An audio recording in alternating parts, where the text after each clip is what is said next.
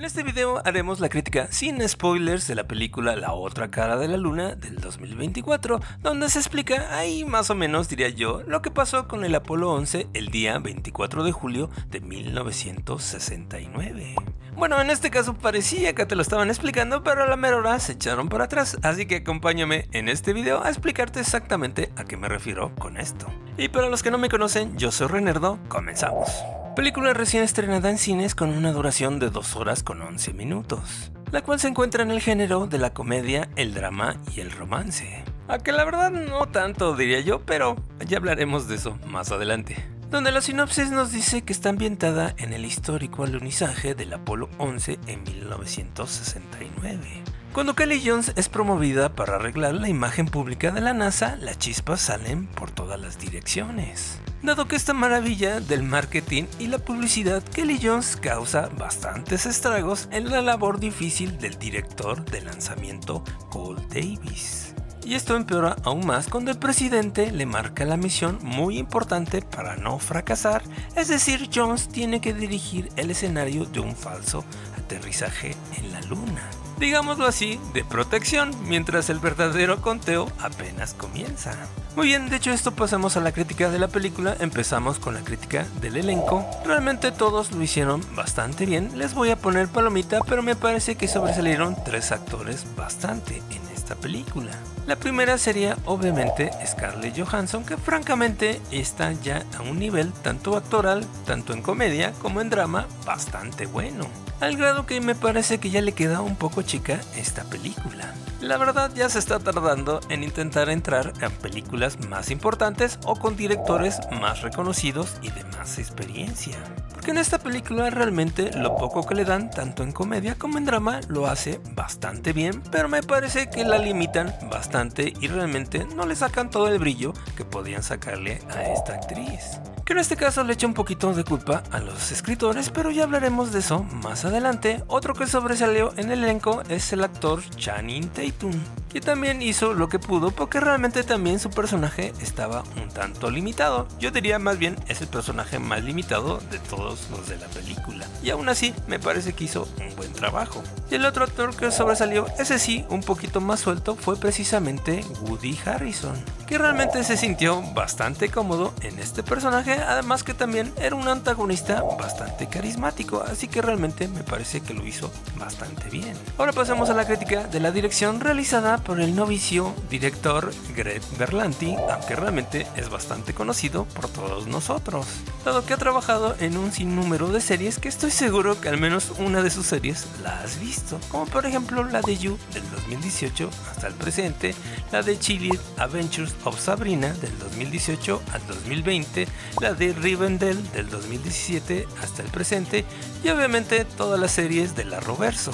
Además produjo la película de Red, White and Royal Blue del 2023, que fue también una comedia romántica. Y en esta serie se nota la mano de Greg Berlanti, como pasa en todas sus series, precisamente esa inclusión, ya no diría yo tan forzada porque realmente ya es más o menos característica de este director. Hasta inclusive también utiliza algunos de esos actores de sus series precisamente en esta película, así que realmente por todos lados ves esa mano de Greg Berlanti. Pero como siempre pasa con él, siempre es un trabajo aceptable o pasable o diría yo bueno, pero nunca llega a ser excelente y siempre se queda cerquitas, pero realmente como que nunca pasa de esa rayita. Y en esta película volvió a hacer exactamente lo mismo, simplemente es un buen trabajo, me parece un buen director, pero hasta ahí realmente no es nada sobresaliente. Y en esta película me parece que tenía la oportunidad perfecta de establecerse no solo como un buen productor, sino en este caso como un buen director.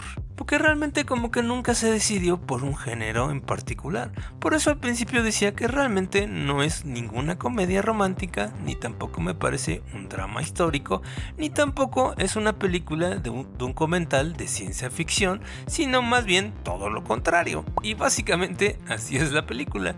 Juega un poquito con todos los géneros, pero a la mera hora no se casa con ninguno. Y además también se queda siempre en lo políticamente correcto. Así que le voy a poner palomita, me parece que hizo un trabajo aceptable, pero sí también desperdició la oportunidad de establecerse como un director un poquito más propositivo. Y la verdad no quedarse tanto en el agua tibia porque, dicho por el mismo director, Greg Berlanti, afirmó que el objetivo era precisamente crear una historia divertida, inteligente, sobre esas teorías conspiranoicas sin hacer ningunas afirmaciones definitivas. Y es aquí, como digo, donde está el problema, porque realmente no se atreve a decir las cosas como son. Primero mete esos temas y a la mera hora, en el final, se echa para atrás. Ya cuando veas la película entenderás a lo que me refiero, pero francamente era una oportunidad para hacer una película un poquito más controversial y no quedarse en el lado de lo patriota y de lo políticamente correcto. Muy bien, ahora pasamos a la crítica del guión realizada por Russell Greenroy, Keenan Flynn y Bill Kirstein, que francamente todos son bastante nuevos. Solamente en este caso Keenan Flynn y Bill Kirstein han trabajado en la película de Sodium Ranch, Lighting on Grip, la cual está en producción todavía. Como ves, amigos, son bastante novatos y sí, se notó bastante también en la película. Aunque en este caso me parece que la parte de la comedia romántica no iba tan mal y también los chistes, pero francamente después como que esos se olvidaron de eso y quisieron cambiar esta película a una especie de drama histórico y después pasó a ser un documental de ficción. Pero luego al final, como dije, se echaron para atrás, así que francamente no supe exactamente qué querían hacer con esta película. Y además, como dije anteriormente, me parece que también perdieron a sus personajes. Francamente no supieron a dónde llevarlos. Salvo algunas honrosas excepciones, la mayoría de los personajes se perdieron en esta película. Muy bien, dicho esto, pasamos a la crítica de la producción realizada por la productora Berlanti Production, obviamente del mismo director, Greg Berlanti, también la productora de Apple Studios, Apple Original Films, así como también Diz Pictures y Scott Free Production, que siendo sinceros me pareció una excelente producción. Francamente, tanto el diseño de los escenarios como la ropa, como la ambientación del año 1969 es casi calcada de la original, así que me parece que hicieron un excelente trabajo. En este caso, la producción, les voy a poner palomita. Otra cosa sobresaliente fue precisamente la fotografía de Dariusz Wolski, quien realmente innovó de repente con 2-3 tomas en movimiento, una a la mitad de la película y una al final de la película, que francamente eran bastante buenas, y su fotografía, digamos, es bastante cumplidora y bonita. Así que también a él le voy a poner palomita.